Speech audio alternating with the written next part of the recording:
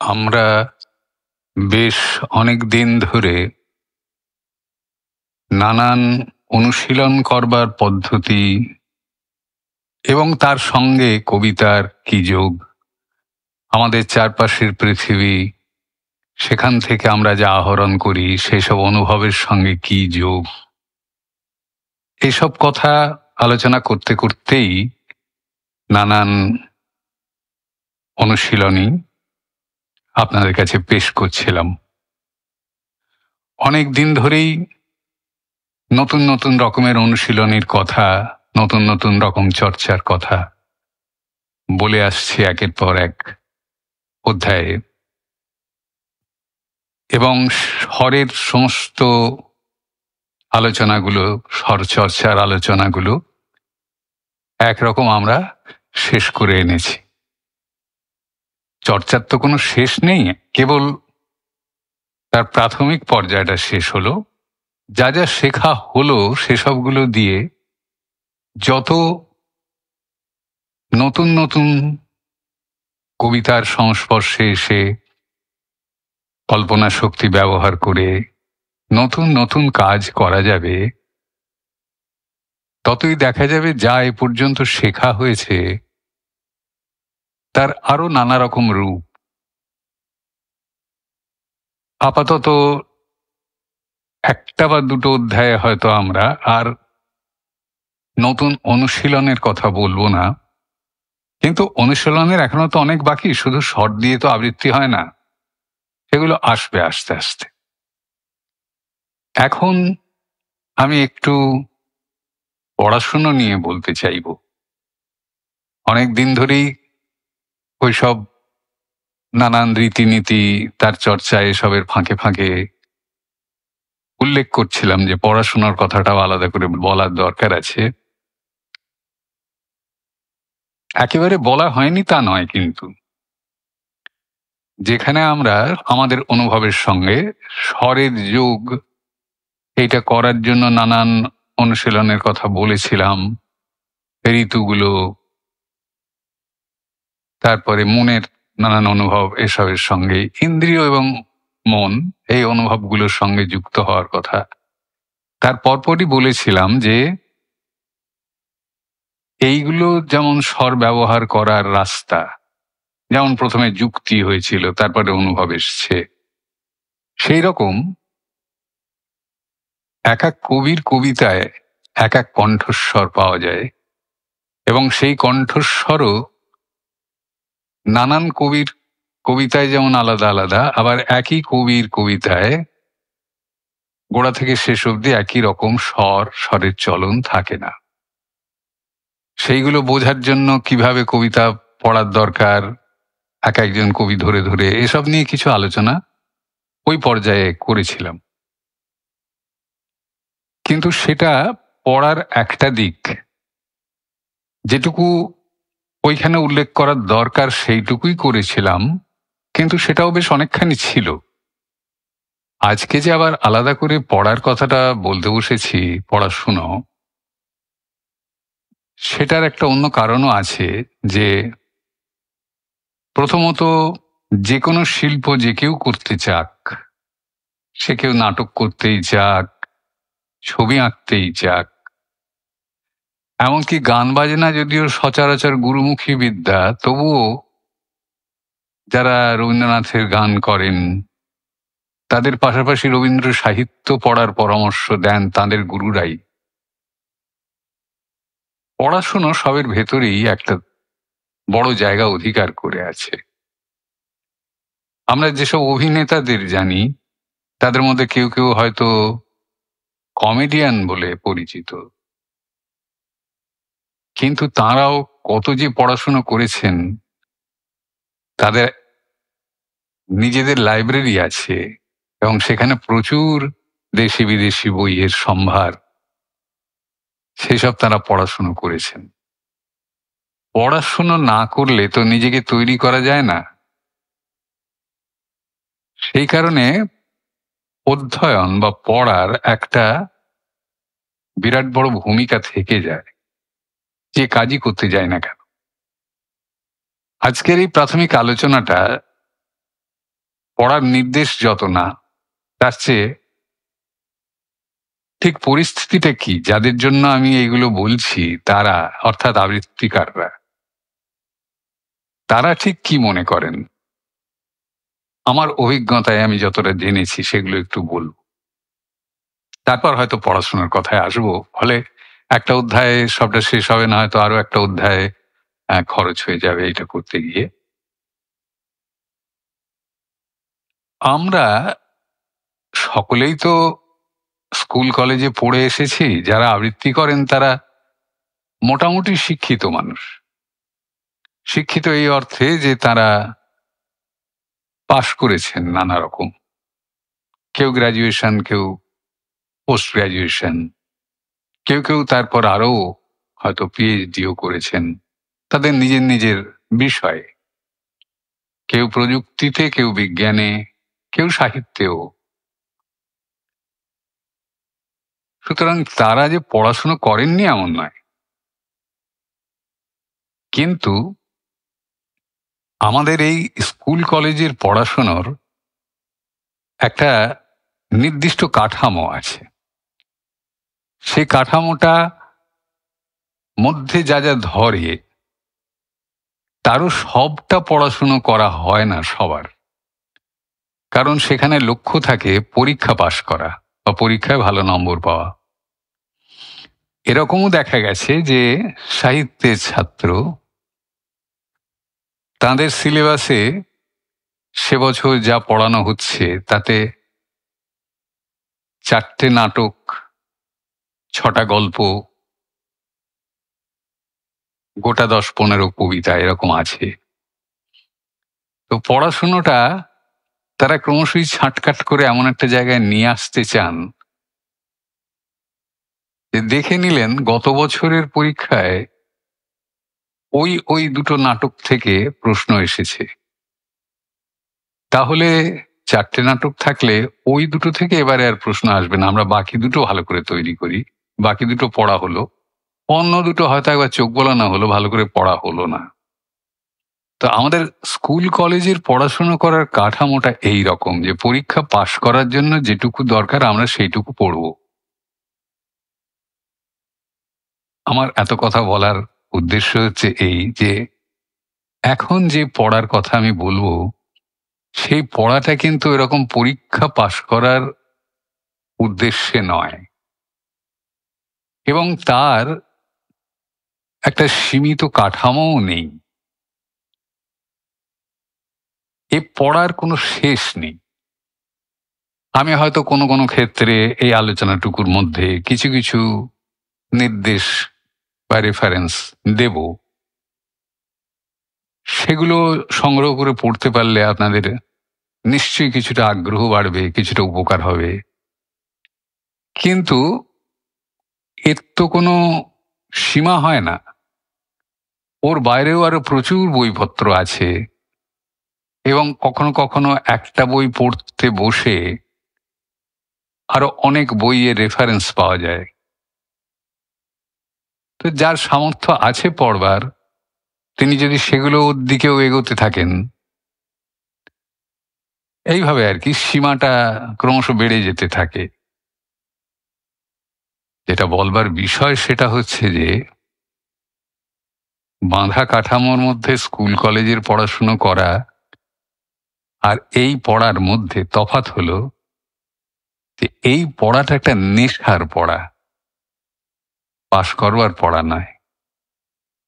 এই নেশাটা যদি না ধরে তাহলে এই পড়াশুনোটা ওই আমি বলছি বলে বা আর কেউ সহযাত্রীরা কিছু পড়াশুনো করছে বলে উৎসাহী হয়ে কয়েক মাস কি 2-1 বছর সেটা হয়তো কেউ করলেন, কিন্তু তার যদি ভেতর থেকে এই উৎসাহটা না আসে, তার যদি পড়াশোনার নেশাটা না ধরে, তাহলে ওইখানেই তিনি থেমে যাবেন, আর বেশি পড়া তার হবে না।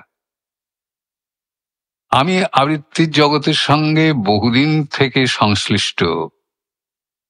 একটা সময় ছিল যখন আমরা প্রতিযোগিতা করতাম, সেখানে কেবল প্রতিযোগিতায় যে কবিতাটা দেয়া হয়েছে সেইটা কি করে আরো ভালো করে বলা যাবে এইটুকুই চর্চা ছিল। নিজেরা চেষ্টা করা হতো বা সিনিয়র কারো কাছে গিয়ে, অগ্রজ বয়স্ক তারা যদি কিছু পরামর্শ দেন বা কিছু দেখিয়ে দেন, সবই তো দেখিয়ে দেওয়াটা তোলার ব্যাপার ছিল। এখনো তাই চারপাশে। তো আবৃত্তির সমগ্র চর্চাটা ওই যে কবিতাটা দিচ্ছে প্রতিযোগিতায় সেইটা, আর ওই ঘষা মাজা, ব্যাস। তার বাইরে আর কিছু নেই। মানে পড়াশোনা করার কথা কোথাও কিছু উঠলেই সেখান থেকে সবাই পালায়। বাবা এইসব এত পড়াশোনা করতে হবে, আবার এমনিই তো আমরা অনেক পড়াশোনা করি, আবার এইটা করতে এসেছি আনন্দ পাই বলে এখানে আবার পড়তে হবে। একবার একটা কর্মশালায় আমি বলেছিলাম যে রবীন্দ্র রচনাবলী ধরে ধরে রবীন্দ্রনাথের প্রত্যেকটা কবিতা পড়ে ফেলতে হবে। তো কর্মশালার শেষে একই সঙ্গে ফেরা হচ্ছিল, একই রাস্তা ছিল বলে আমাদের। তো সেখানে কয়েকজন সেখানে অংশগ্রহণকারী যারা, তারা এসে আমার সঙ্গে কথা বলতে লাগলো। তাদের মধ্যে একজন ডাক্তারি পড়েন। তিনি বললেন, আপনি বলেছেন যে রবীন্দ্রনাথের সব কবিতা পড়তে হবে, তা আবৃত্তি করতে হলে রবীন্দ্রনাথের সব কবিতা পড়তে হবে, এটা সম্ভব? মানে তার কাছে শুধু রবীন্দ্রনাথের সব কবিতা পড়াটাই অসম্ভব মনে হয়েছে। কিন্তু পড়াশুনোটা এমন একটা ব্যাপার, এবং আবৃত্তির জগতে যদি আপনি ঠিক মন প্রাণ দিয়ে ঢুকতে চান, তাহলে রবীন্দ্রনাথ পড়া তো একটা ছোট্ট অংশ তার। এর আগে যেখানটায় আমি আলোচনা করেছি সেখানটাতেই বলেছি যে পরপর যেসব কবি এসেছেন তাদের সববার কবিতা, একবার এক এক কবিকে ধরে ধরে একটা সময় জুড়ে শুধু সেই কবিরই কবিতা পড়ে যাওয়া, তবে তার সমস্ত মুডটাকে, তার বলবার ধরনটাকে, তার ভাবনা চিন্তার জগৎটাকে ঠিক মতো করে ছোঁয়া যায়। এই কথাটা দ্বিতীয়বার বললাম আমি, সেখানে বলেছি একবার। কাজেই শুধু কবিতা পড়াটাই তো অনেক পড়া, সেটা শুধু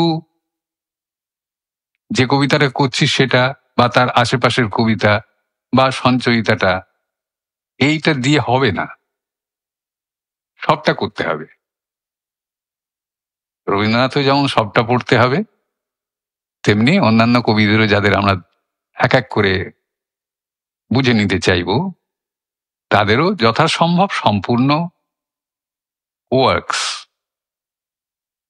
সম্পূর্ণ লেখালেখিগুলো পড়তে হবে। এটা তো ডুব না দিলে হয় না। মানে আমাকে পড়তে বলেছে, ধরবে কেউ পড়া সেজন্য পড়ছি, বা পরীক্ষা আসবে বলে পড়ছি, এরকম না। আমি তো বুঝতে চাইছি। তো এই পড়াটা হচ্ছে সেই রকম যে একটা নেশা ধরানো পড়া। যেমন কেউ যদি গল্পের বই পড়ে, তার সেটা অভ্যেস হয়ে যায়। তো গল্পের বই কি সে পরীক্ষা দেবে বলে পড়ে, না কেউ কিছু জিজ্ঞেস করবে বলে পড়ে? কেউ হয়তো ডিটেকটিভ গল্প পড়তে ভালোবাসে, তো সে যখন পড়তে আরম্ভ করলো, সে নেহাররঞ্জন গুপ্ত, শরদিন্দু বন্দ্যোপাধ্যায়, সত্যজিৎ রায়, সবারই গোয়েন্দা গল্প পড়তে আগ্রহী, এবং যারটা পাচ্ছে চেটেপুটে পড়ছে।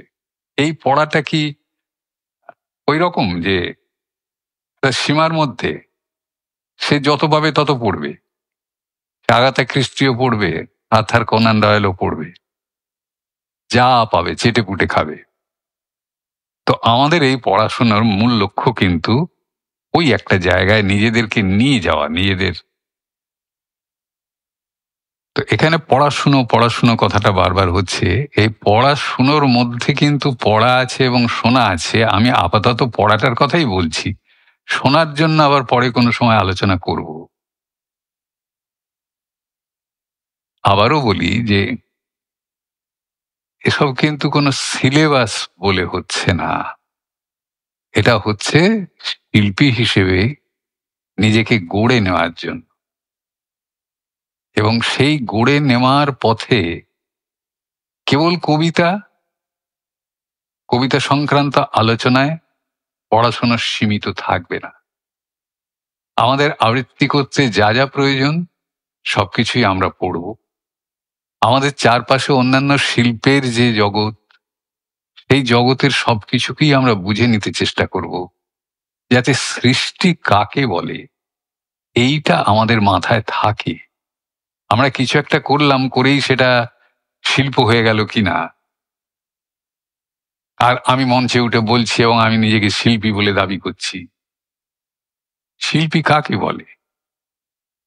যিনি যে শিল্পটা চর্চা করছেন সেটার সম্বন্ধে অত্যন্ত দক্ষ এবং অভিজ্ঞ, আর সামগ্রিক শিল্পের জগৎ সম্বন্ধে এবং জীবন জগৎ, পরিপার্শ্ব, সমাজ, ইতিহাস সবকিছু সম্বন্ধে তার একটা নিজস্ব, নিজের মতো করে গুছিয়ে নেওয়া জ্ঞান আছে। তবে তিনি তার শিল্পকে এরকম একটা উচ্চতায় নিয়ে যেতে পারেন যে সেটা মানুষকে কিছু দিতে পারে, শুধু হাততালি দেওয়ার মতন একটা তাৎক্ষণিক বিনোদন নয়। সেটা কিন্তু এত কিছু না করেও করা যায়। আজকাল যেরকম হয়, খুব বাজনা টাজনা বাজিয়ে হইচই করে একটা সহজ কবিতার জিনিস বাছা হলো, যেটাতে বেশ সব লোক বুঝতে পারে, তাতে আবেগ টাবেগ ঢেলে খুব উত্তেজনা সৃষ্টি করে আবার তার সঙ্গে বাজনা টাজনা বাজিয়ে খুব হাততালি পাওয়া গেল। তো এই বিনোদন আর একটা কিছু শুনে আসার পরে কয়েক দিন কয়েক রাত সেটা আচ্ছন্ন করে রাখলো, এই জিনিস করা এক নয়। এটা করতে হলে এই ভেতরটা ভর্তি থাকতে হয় পড়াশোনা দিয়ে, পড়া দিয়ে, শোনা দিয়ে, দেখা দিয়ে। তো সেই পড়ার কথা হচ্ছে, তা আমরা কোথা থেকে পড়াটা শুরু করব, কি পড়ব, এই নিয়ে আমি আজকে কিছু বলবো। এর তো আগেই বললাম এর কোনো শেষ নেই। তো ধরুন, আমরা কবিতা বোঝার জন্য যেটা পড়া সেটার কথাই আগে ভাবি যে কিভাবে সেটা করা যায়। অনেকে আছেন যারা বলেন হ্যাঁ রবীন্দ্রনাথের কবিতা বেশ বুঝতে পারি, তারপরে হ্যাঁ নজরুলও পারি, কিন্তু তারপরে আর পারি না। মানে বুদ্ধদেব বসু বেশ কিছু বুঝতে পারি, কিছু পারি না। জীবনানন্দ তো কিছু বুঝতেই পারি না, এরকম বলে।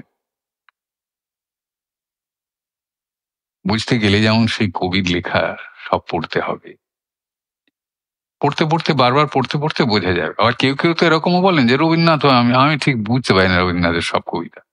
তা কোনটা বুঝতে পারেন?